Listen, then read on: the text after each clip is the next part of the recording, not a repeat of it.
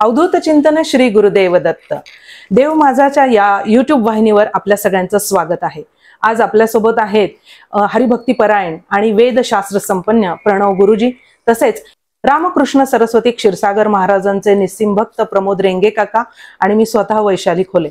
आपण चर्चा करणार आहोत आजच्या भागामध्ये की भागवत सप्ताह हा करण्याची प्रथा आहे आणि ह्या भागवत ग्रंथाबद्दल अनेक गैरसमज जे काय आहेत किंवा ते कसं करावं, कुठलं पुस्तक खरेदी करावं, किंवा मी एक गृहिणी आहे तर मी कसं करावं, ही आज आपण चर्चा करणार आहोत. तर गुरुजी, मला एक आपल्याला असा प्रश्न आहे की आता मी एक गृहिणी आहे आणि मला खूप भागवत ग्रंथ आवडतो. असं म्हटलं जातं की स्वतः भगवान गोपाल कृष्ण या भागवत ग्रंथात वास करून आहे आणि जीवन कसं जगावं ही भगवद्गीता सांगते आणि जीवन म्हणजे मरण कसं असावं हे भागवत ग्रंथ आपल्याला शिकवतो. तर मग हा भागवत ग्रंथ, कुठल्या भागवत ग्रंथाचं आपण आणावं आणि पारायण करावं? सर्वप्रथम भागवताबद्दल जिज्ञासा ही अगदी सुयोग्य आहे. भागवताचं खूप प्रचलन भारतातल्या जवळपास प्रत्येक प्रांतांमध्ये आहे. आता महाराष्ट्रापुरतं जर बोलायचं झालं तर पुष्कळ जणांना ही इच्छा असते की आपण भागवताचा स्वाध्याय करावा. भागवतात काय सांगितलेलं आहे हे आम्हाला सोप्या पद्धतीने लक्षात यावं असं प्रत्येकाची अपेक्षा असते. तर गीता प्रेस गोरखपूरने 2 खंडामध्ये भागवत हे प्रकाशित केलेलं आहे, मराठी सार्थ भागवत. तर त्याच्यामध्ये श्लोक आणि खाली अर्थ असा दिलेला आहे, भाषांतर केलेलं आहे तर मोकळ्या भाषेमध्ये. तर ज्याला फक्त भागवताचं ज्ञान समजून घ्यायचं आहे अशांनी ते वाचलं तरी चालेल, त्याला काही असं विशेष नियम वगैरे असे नाही आहेत. आणि ज्यांना संस्कृत शक्य असेल तर संस्कृत तर तेही वाचू शकतात, ज्यांना त्याचा अभ्यास असेल. पण मी एक सुचवू इच्छितो की संस्कृत जरी वाचायचं असेल किंवा जर तुम्हाला प्राकृत जरी वाचायचं असेल, नुसतं साधं भाषांतर असलेलं, तरी मासिक पारायण करा. सप्ताह पारायण ह्याच्यामध्ये असं आहे की खूप जास्त वाचावं लागतं. पण मासिक पारायण ज्यावेळेस आपण पहिल्यांदा करतो, कमी अंश असतो आणि त्याच्यामध्ये हळूहळू कमी वाचत गेलं तर ते जास्त लाभकारक ठरतं. आता ज्यांना मराठी वाचायचं आहे पण ज्यांना काव्यात्मक वाचायचं आहे, ओवी श्लोक इत्यादींच्या माध्यमातून, त्यांच्यासाठी समश्लोकी भागवत म्हणून एक भागवत प्रकाशित आहे. त्याचं प्रकाशनाचं नाव वगैरे मला आता स्मरण नाही, पण वाटल्यास आपण त्याची माहिती डिस्क्रिप्शनमध्ये आपण देऊया. तर समश्लोकी भागवत सुद्धा मराठीमधून प्रकाशित आहे. तर ज्यांना तसं पारायण करायचं आहे किंवा पुष्कळ सप्ताहांचं आयोजन असतं, तर जसं आपण ज्ञानेश्वरी पारायण ठेवत असतो, गाथा पारायण किंवा गाथा वचन ठेवत असतो, तसं जर भागवताचं मराठी प्राकृत जरी पारायण जर करायचं असेल, ओवीबद्ध किंवा श्लोकबद्ध, तर त्याही प्रकारे भागवताचं पारायण केलं जाऊ शकतं. तर असं मराठी पारायणाला किंवा मराठी स्वाध्यायाला, चिंतनाला अशी सुविधा आहे. आता राहिलं त्याच्यामध्ये नियम काय पालन करायचे, तर नियम आपल्याला जे जसे शक्य असतील तितकेच नियम आपण पालन करावेत, जास्त कठोर नियम पालन करू नयेत. आता मासिक पारायण करायचं म्हणजे एक व्यवस्थितता तुम्हाला महिनाभर पाळणं गरजेची असते की तुमची तब्येतही बिघडता कामा नये, तुमचं अजूनही काही होता कामा नये. 7 दिवसाच्या ह्याच्यामध्ये सुद्धा काहीतरी उतार चढाव होत असतात, अडथळे निर्माण होतात. त्यामुळे असं काही अडथळा निर्माण होणार नाही तब्येतीच्या बाबतीत असेल. म्हणजे मी भागवताचा जर महात्म्याचा जर श्लोक म्हणायचं झालं तर आधी उपवासाचं वर्णन आलं, पण नंतर म्हणतात की वरंतु भोजनम मन्ये कथा विघ्न करो यदी. जर भोजनही, उपवासाच्या ऐवजी भोजनही चालू शकेल जर तुमच्या पारायणामध्ये, स्वाध्यायामध्ये, श्रवणामध्ये वगैरे जर विघ्न करणारा असेल तर असा आपण आरंभशूर न राहता सारासार विवेकाने त्याचा विचार करणे की बाबा आपल्याला शेवटपर्यंत आपण कुठला नियम सहजतेने टिकवू शकतो. नाहीतर सुरुवातीला उपवास कठोर करायचा आणि 2-3 दिवसांनी असं मरगळून जातं माणूस की मग ते मुख्य ज्याच्यासाठी केलं होतं तेच शिथिल पडतं. असं कुठल्याही अनुष्ठानामध्ये होता कामा नये, हे लक्षात ठेवावं. आणि आपण आपल्या मनाने आपल्याला जेवढे नियम शक्य असतील तेवढे नियम आपण घेऊ शकतो. साधारणतः जर आपण संस्कृत भागवत जर करत आहोत तर हा विषय आलेलाच आहे की पहिल्या दिवशी नांदी श्राद्धांत कर्म करावं, मुख्य देवतेची स्थापना करावी आणि झाल्यावर शेवटी विष्णू याग छोट्या प्रमाणात असेल, मोठ्या, जसं आपल्याला शक्य असेल त्याप्रमाणे करावं. असं जर केलं तर आपण एखाद्या कामनेसाठी करत असू किंवा आपल्याला जर पितृदोष जर सांगितलेला असेल तर त्याच्या निवृत्तीसाठी करत असू तर मग हे सगळे नियमांमध्ये वगैरे किंवा हे देवता स्थापन किंवा शेवटी याग वगैरे त्याच्यामध्ये कामी पडतं. आणि जर आपण सहज स्वाध्याय म्हणून जर करत असू तर या गोष्टींची आवश्यकता नाही. समजा एक गृहिणीला अध्ययन करायचंय, तिला जाणून घ्यायच्यात सगळ्या कृष्णाच्या लीला किंवा भागवतात काय लिहिलेलं आहे की जे माझ्या मुलांना मला सांगायचं आहे, मग त्याच्यासाठी हे सगळ्या नियमावलींची गरज नाही. मग त्या स्त्रीनी संस्कृत वाचावं की तिला समजा येत नसेल मग सार्थ वाचलं तरी चालेल? प्राकृत वाचावं. त्याला पारायण नाही म्हणता येत, त्याला सहज वाचन स्वाध्याय असं आपण म्हणू शकतो. तर नियम हे म्हणजे व्यवस्थित नियमामध्ये राहून ज्यावेळेस आपण एखाद्या काही कामनेसाठी ज्यावेळेस आपण करतो त्यावेळेस हे सगळे नियम येतात. त्याला पारायणाची संज्ञा आहे. आणि नुसती आपल्याला माहिती पाहिजे असेल तर सामान्य वाचन स्वाध्याय त्याला म्हणू शकतो. त्याला काही नियम नाही. माझा असा प्रश्न आहे, मी आमच्या गुरुदानी सांगितलं त्या अनुषंगाने आपण बोलतोय की मध्यंतरी एका बैठकीत तुकाराम महाराजांबद्दल एक विषय निघाला. तुकाराम महाराज अबंधुकाचे काय सुचले, तर सद्गुरूंनी त्यावेळेस उत्तर दिलं, तुकाराम महाराजांचं भगवंतावर अनन्य प्रेम, जोपर्यंत प्रेम निर्माण होत नाही तोपर्यंत काव्य निर्मिती होत नाही. आणि त्यांनी भगवंताची स्तुती केली अभंग. आणि तेव्हा त्यांनी असं सांगितलं की व्यास मुनींनी अनेक ग्रंथाची रचना केली पण त्यामध्ये त्यांचं समाधान नव्हतं, म्हणून त्यांनी भगवंताची स्तुती करण्याकरता भागवत लिहिलं. हे गुरुमुखातले शब्द आहेत. तर या दृष्टीने जे आहे भागवत वाचलं म्हणजे भगवंताची स्तुती. आणि कोण ह्या देवता त्यांना आपण बाकी काही देऊ शकत नाही, आपण त्याची स्तुतीच करू शकतो. आणि मग त्या स्तुतीमुळे त्या प्रसन्न होतील अशी एक आपली कल्पना आहे असं मला वाटतं. तर आपलं असं आहे की भागवत ही भगवंताची स्तुती ही तर आहेच, या बाबतीत काही दुमत नाहीये. पण भगवंताच्या सर्वविध तत्वांचं ह्याच्यामध्ये वर्णन आहे. 5 तत्वांमध्ये विशेष करून भगवंताचं एक विस्तार आणि वर्णन असतं, ते भागवतामध्ये आहे. ते म्हणजे नाम, रूप, गुण, लीला आणि धाम. तर ह्या 5ही तत्वांचं वर्णन ज्याच्यामध्ये असतं त्याला परिपूर्ण त्या तत्वाचं विवेचन असं म्हणतात. तर भागवतामध्ये भगवंताचे नाम, रूप, गुण, लीला, धाम या सर्वांचं सविधी विस्तार आलेला आहे. म्हणून स्तुती तर ती आहेच, तर शिवाय स्तुतीच्या पलीकडे भागवताचं एक विशेष महत्व आहे. आता जिथं भगवंतांनी उपदेश केलेला आहे त्याला आपल्याला उपदेश रूपानेच ग्रहण करावं लागेल. जिथं भगवान उद्धवाला उपदेश करतायत किंवा अजून विविध प्रसंगांमध्ये देव उपदेश करतायत तर तिथं आपल्याला उपदेश म्हणून ते ग्रहण करावं लागेल. स्तुती हा तर एक फक्त भावनेचा भाग आहे, पण उपदेश हा थोडासा समजून घेऊन काही आचरणाचा सुद्धा भाग आहे. म्हणून स्तुती तर आहेच. आणि भागवताच्या त्यांनी केलेला उपदेश, त्यांनी आपल्याला उपदेश करून आपल्याला उपकार केले ही त्याची स्तुती. उपदेश आहे अगदी. त्यांचा उपदेश आपण ऐकणं किंवा त्याच्याबद्दल बोलणं म्हणजे त्यांची स्तुती, भगवंताची स्तुती. आणि आपल्याकडे स्तवन स्तोत्र वगैरे जे आहे त्यामुळे म्हणतात ना, स्तुती करावी परमेश्वराची, व्यर्थ करू नये ती नराची. कारण की नराची स्तुती केली पुढे उद्या तुम्ही त्याची निंदा कराल, त्याच्या पाठी पाठ फिरली की. आणि भागवताच्या स्तुतींमध्ये खूप विशेष रहस्य आहे. आता मी वृंदावनाच्या परंपरेमध्ये शिकलेला असल्यामुळे तिथले जे विद्वान आहेत त्यांचा सर्वाधिक भर हा स्तुती प्रकरणावर आहे. बरोबर. आता विविध भक्तांनी भगवंताची केलेली स्तुती, कुंतीची स्तुती असेल, अजून भीष्मांची स्तुती असेल, प्रल्हादाची स्तुती असेल, ध्रुवाची स्तुती असेल, त्या एक एक स्तुतींवर 7-7 दिवसाचं विवेचन. बरोबर. गोपींनी केलेली भगवंताची स्तुती असेल, अजून विविध भक्तांनी. तर त्यांचं म्हणणं असं होतं की स्तुतींमध्ये भागवताचा तत्व प्राण आहे. तर म्हणून आपण जसं म्हणताय तसं ते स्तुत्यात्मक तर आहेच.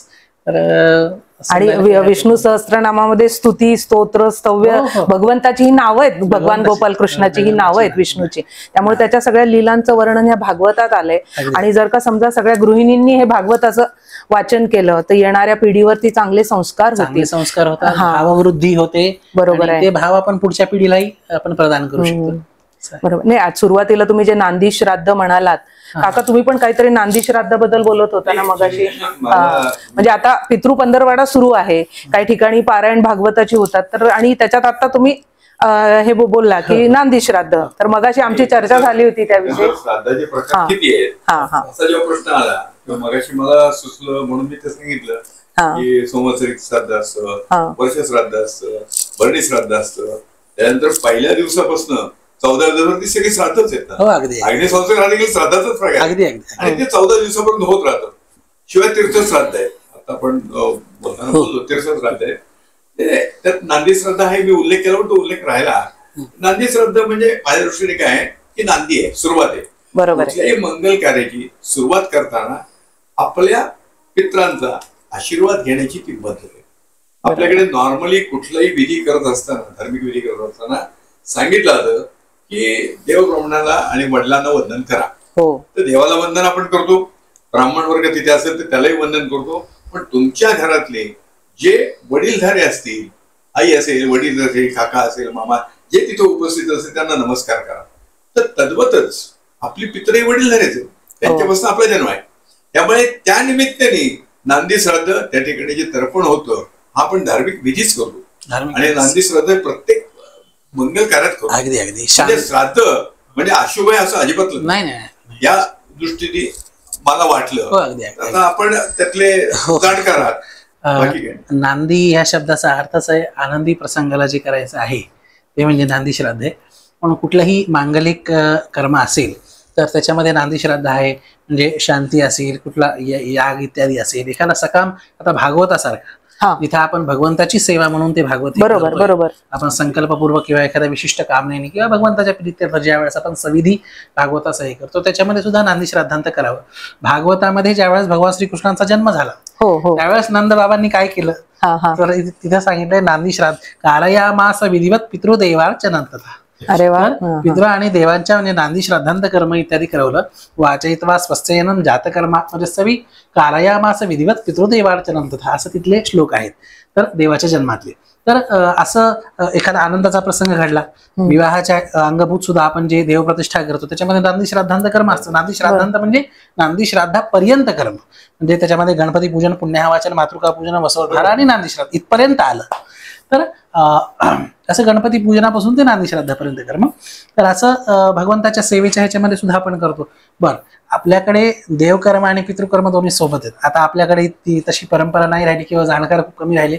स्नानांग तर्पण हा एक प्रकार आहे. आपण स्नान करतो ना, स्नानाच्या अंगभूत सुद्धा एक तर्पण आहे. बरं. तर त्याच्यामध्ये काय असतं की ज्या जलतत्वीय ज्या देवता असतात किंवा ज्या अजून विशिष्ट हे आहेत तर त्यांचं सुद्धा संतर्पण असतं. तर देव आणि पितृ ह्या दोन्हीचा सुद्धा समन्वय साधला गेलेला आहे. भागवतामध्ये देवाची दिनचर्या सुद्धा आली. तर त्याच्यामध्ये देव नित्य तर्पण करतात वगैरे असं भगवान श्रीकृष्णांचंही वर्णन आहे, प्रभू रामचंद्रांचंही वर्णन आहे. तर नांदी श्राद्ध हे खूप प्रत्येक शुभ कार्याला करण्याचं आहे आणि ते उपयुक्त आहे. परमात्म्याने जेव्हा जेव्हा मानवी देहात अवतार घेतला तेव्हा माणसाने कसं वागावं त्याचं त्यांनी स्वतः आचरण करून सांगितलं. म्हणजे दोन्ही ह्याच्यात आहे. भगवान राम असतील, भगवान श्रीकृष्ण असतील, त्या अवतार त्यांनी सांगितले. मग एक आमचा विषय असा झाला की गुरुचरित्रात एक संस्कृत श्लोक आहे, मला संस्कृत येत नाही पण मराठीत मी त्याचा अर्थ सांगतो. त्यात असं म्हटलंय की सर्व देवता हे मंत्राधीन आहे. मंत्राचं उच्चारण केलं की त्या देवता अवतीर्ण होऊ शकतात. आणि बऱ्याच वेळा आपण जेव्हा होम हवन करतो, यज्ञ करतो, याग करतो, लघुरुद्र करतो, होमान करतो, त्यावेळी जर योग्य पद्धतीने त्या मंत्राचं उच्चारण झालं तर ती देवता आशीर्वाद देण्याकरता आकृती स्वरूपात तिथे येते. तर काही लोकांनी असे फोटो पण काढले होते, त्या अग्नीचा अवतार झालाय, आकार झालाय, प्रत्येकाची श्रद्धा आहे. पण मंत्राधीन आहेत असं जिथं म्हटलंय, पण त्या मंत्राचं उच्चारण योग्य रीतीने व्हायला पाहिजे. आणि आपले जे ऋषीमुनींनी ज्या आपली वेदाची जी परंपरा आहे ती मुखत गेले आणि मग त्या ह्याच्यात त्यांनी कुठे स्वर उंच, कुठे स्वर खाली घ्यायचा, तुम्ही लोक जे म्हणता तेव्हा ते तुमचं हात वर वगैरे करून चाललेलं असतं. आम्हा लोकांना काही कळत नाही. आणि तसंच पित्र हे देखील अनंतातच आहे. जसं देवता अनंतात आहे तसं पित्र पण अनंतात आहे आणि ते ईश्वर म्हणजे वायू स्वरूपातच आहे. तर त्यांनाही जेव्हा बोलवायचे तेव्हा देखील आपल्याला मंत्र रूपानेच आवाहन करावं लागतं आणि ते मंत्र या उपाध्याय मंडळांना माहिती असतात. मला एक असं वाटलं म्हणजे माझा आता विज्ञान युगात आपण आहोत की या असं म्हणतात जेव्हा तुम्ही स्वर उच्चारता तेव्हा ते असं म्हणतात जातात आणि मग कुठल्या अक्षांशावर कुठल्या रेखांशावर गेले की योग्य देवाचं निर्माण होईल याचं कदाचित ज्ञान आपल्या ऋषीमुनींना असेल. जसं विमान बरेच आकाशात उडतात, पण त्यांना अक्षांश रेखांवर ठरवून दिले तेवढ्याच याच्यात त्यांना प्रवास करावा. त्यांना वेडवाकडे काही होता येत नाही, आणि वेडवाकडे झालं तर मग काहीतरी वेगळं होतं. की मला असं म्हणायचं होतं की विमानांना जर वेगळ्या ह्याच्यात गेले तर ऍक्सिडेंट होईल, एकावर एक ओव्हरलॅपिंग होईल. मग या ठिकाणी तुम्ही जेव्हा मंत्रोच्चारण करता तेव्हा तुम्हाला ऋषीमुनींनी ठरवलेलं आहे.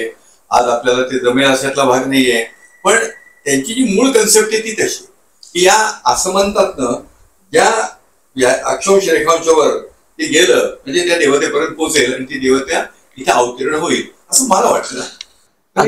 अगदी बरोबर आपलं म्हणणं किंवा धारणा आहे.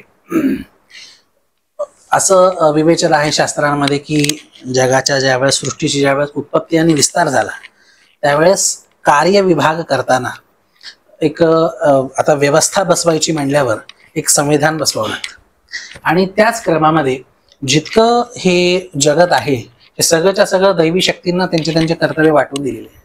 आणि या ज्या सगळ्या दैवी शक्ती आहेत मानवाने ह्याच्याशी संपर्क कसा करायचा, तर नादात्मक जे मंत्र आहेत त्या मंत्रांच्या माध्यमातून त्या शक्तींशी संपर्क करायचा. म्हणून देवाधीन हे किंवा आजच्या भाषेमध्ये समजायला असं जर हे समजायचं असेल तर ती शक्ती असेल किंवा त्या दैवी शक्ती म्हणा, तर त्यांच्या अधीन हे सर्व जग आहे. ते सर्व जग हे त्या मंत्रांच्या अधीन असतात. हे सर्व देवता, या सर्व दैवी शक्ती, त्याच्यामध्ये तीर्थ आले, त्याच्यामध्ये देवता आले, त्याच्यामध्ये पितर आले, या सर्व दैवी शक्ती ह्या मंत्रांच्या अधीन असतात. आणि फक्त तुम्ही जे म्हणालात कदाचित ज्ञान असेल आपल्या ऋषीमुनींना, कदाचित नाही ते निश्चितच होतं. फक्त कुठला मंत्र निश्चित त्यांनी जे केलेलं आहे विनोदाचा भाग नाही. कुठला मंत्र कसा वापरायचा, कशा स्वरामध्ये बोलल्यावर त्याचा काय फळ होतो. मंत्र एकच, पण त्यातून जर विविध परिणाम जर साधायचे असतील तर तो वेगवेगळ्या प्रकारे त्याचा पाठ करून, त्याचा जप करून, त्याचा होम हवन करून त्याचा उपयोग करून, त्यालाच विनियोग म्हणतात. विनियोग. तर त्याचा वेगवेगळ्या प्रकारे विनियोग करून वेगवेगळ्या प्रकारे फळ प्राप्त केलं जाऊ शकतं. कुठला मंत्र कुठं म्हणावा तर त्याचा काय परिणाम होईल. आता एक गंमत, आता गरुड पुराणामध्ये झालेला एक विषय की पितृकर्मामध्ये असेल वगैरे हे स्वस्ती वाचनाचे मंत्र म्हणून आहेत. बरोबर. स्वस्ती वाचनाचा इथं विषयच नाही. आणि संकल्प सुद्धा जर पाहिला तर तुम्ही आपल्या देवकर्माचा असेल किंवा ह्याचा थोडासा फरक पडतो.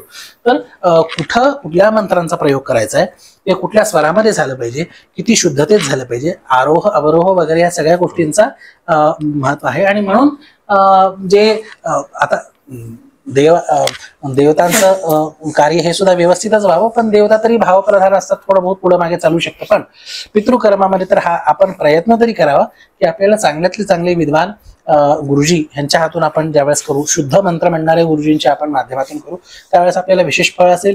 पितरांच्या कर्मासाठी सुद्धा, देवाच्या कर्मासाठी सुद्धा मंत्रांचं खूप विशेष महत्व आहे. म्हणजे एक वेळेस द्रव्य सामग्री जर कमी असेल तर चालेल, एक वेळेस अजून काही कमी जास्त असलं तर चालेल, पण मंत्रांची शक्ती अशी आहे काही नसताना सुद्धा. आता अक्षता तर प्रसिद्ध आहेत आपल्याला. एखादी गोष्ट कमी असली तर आपण त्या निमित्ताने अक्षता वाहतो, पण मंत्र म्हणलं जातो, मंत्र सुटत नाही. बरोबर. द्रव्य सुटतं. समजा जर तुमच्याकडं काय देवाला अलंकार नाहीये, तुम्ही अक्षता म्हणून अलंकाराचा मंत्र म्हणून त्या अक्षता वाहिल्या तरी ते अलंकार प्राप्त. हे सामर्थ्य कशाचं आहे? सामर्थ्य मंत्रांचं आहे. आणि त्यातल्या त्यात ज्यावेळेस आपण चांगल्या गुरुजींकडून ह्याचा उच्चार करवतो किंवा प्रयोग करवतो त्यावेळेस आपल्याला विशेष फळ कसं मिळतं. एक उदाहरण, ज्या प्रकारे बंदुकीची एखादी गोळी ही हाताने मारली तर ती लक्ष साध्य करत नाही. बरोबर आहे. तेच आपण जर आपल्याला पाहिजे त्या वेगाच्या बंदुकीमध्ये घातली तर ती आपलं लक्ष साध्य करते. तसं मंत्र जरी तेच असले तरी किती पवित्र गुरुजींच्या मुखातून ते निघतायत, किती तपस्वी गुरुजींच्या कंठातून ते निघतायत, त्यावर त्याचा परिणाम साध्य असतो. रामायणामध्ये जसं वर्णन येतं की ऋषीशृंग हे त्या राज्यामध्ये आले तर नुसतं आले, यज्ञ न करता पाऊस पडला. बरोबर आहे. तर हे त्या तपस्वी अशा ऋषीमुनींचं सामर्थ्य असतं. म्हणून आपण चांगल्यातलं चांगलं हे करायचा प्रयत्न करावा. बरोबर आहे. पण मग आता हे भागवत सप्ताह आपण पितृ पंधरवाड्यामध्ये करू शकतो का? करू शकतो, निश्चितच करू शकतो. अजून कुठले कुठले सप्ताह आपल्याला करता येईल आपल्या पितरांसाठी? भागवत सप्ताह करू शकतो आपण, गरुड पुराणाचं श्रवण किंवा आपण स्वतः पाठ त्याचा करू शकतो. तसंच शिवपुराणाचंही फलश्रुती जी भागवताची सांगितली तीच शिवपुराणाची सांगितली. तर पितरांच्या उद्धारासाठी म्हणा, पितृदोषाच्या मुक्तीसाठी म्हणा, पितरांच्या आशीर्वादासाठी म्हणा, हे आपण पितृपक्षामध्ये गरुड पुराण, भागवत आणि शिवपुराण हे तर आपण निस्संदेह करू शकतो. म्हणजे आता आपल्याला हे करायचं आहे, समजा मंत्र म्हणायचे आहेत किंवा तर पितृस्तोत्र आहे, पितृअष्टक आहे, तर मग अजून विष्णू सहस्त्रनाम किंवा असं म्हटलं जातं की दत्त हे पालन करते आहे, मोक्षदाते आहे, तर दत्त मंत्र सुद्धा सांगितलेला आहे. तर मग असा विशेष कुठला मंत्र आहे का दत्ताचा?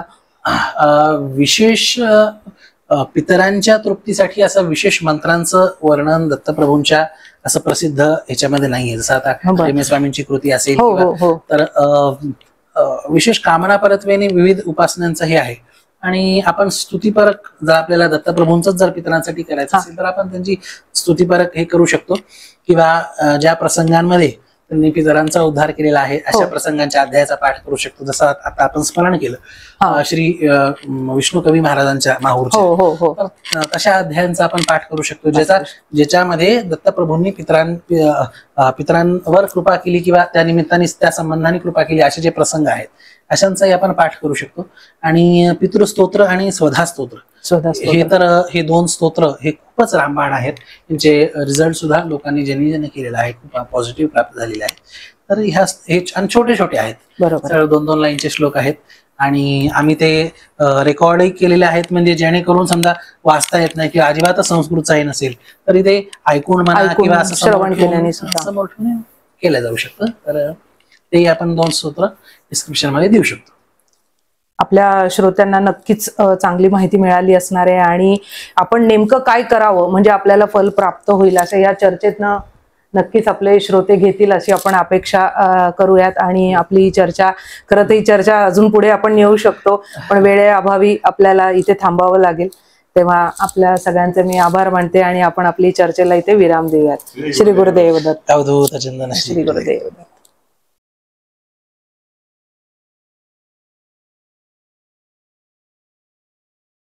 अध्यात्मावर अशीच माहिती मिळवण्यासाठी देव माझा चॅनलला सबस्क्राईब करा.